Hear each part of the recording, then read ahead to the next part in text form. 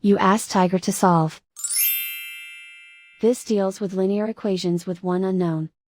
The final result is x equals 15/2. Let's solve it step by step. Group all constants on the right side of the equation. Subtract 50 from both sides.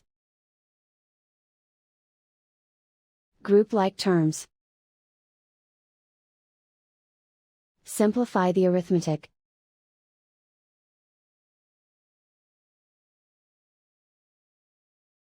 Isolate the x. Divide both sides by 20. Simplify the fraction. Find the greatest common factor of the numerator and denominator.